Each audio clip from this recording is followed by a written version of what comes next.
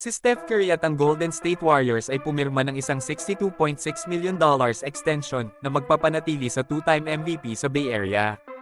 Pero ano nga ba ang ibig sabihin nito para kay Curry at bakit isang taon lang? Ating talakayin ang pinakamalaking tanong tungkol sa deal na ito.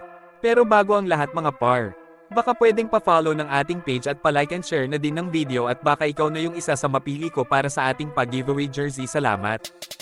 Una sa lahat, ang extension na ito ay tanda ng dedikasyon ni Curry sa Warriors.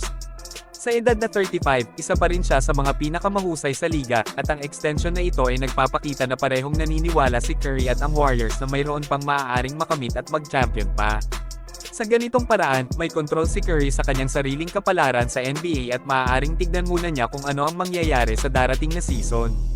Makakatulong ito sa kanya na gumawa ng mga desisyon batay sa kung ano ang pinakamaganda para sa kanyang karera at personal na layunin, kung magpapatuloy pa siya sa paglalaro o magre-retiro na, at nagbigay siya ng 3 salita tungkol sa kanyang future sa liga.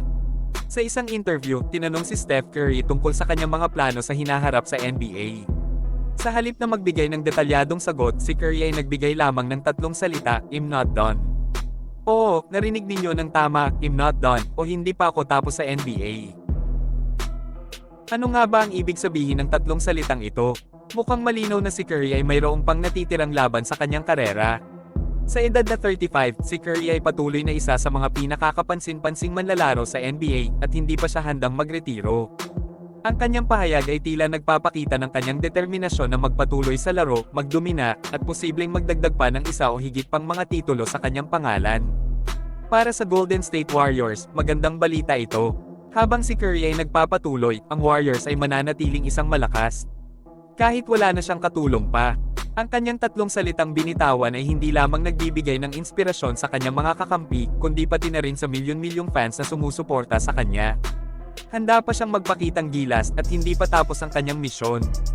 Ano sa tingin ninyo ang susunod na hakbang ni Chef Curry? Ipaalam mo sa akin sa comment section. Huwag kalimutan mag-like, follow at mag-share para sa jersey mga par. Yun lang, Batsy na.